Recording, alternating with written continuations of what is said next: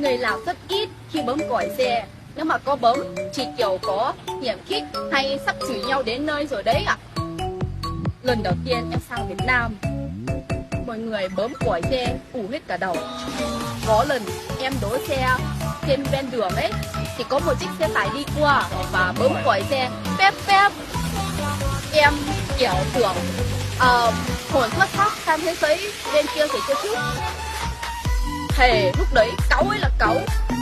Quay video từ nãy đến giờ mọi người có nghe thấy tiếng còi xe không ạ? Bây giờ em đang ở ngã tư gần chợ đêm Long Pha đấy. Địa điểm này rất là nổi tiếng nhá.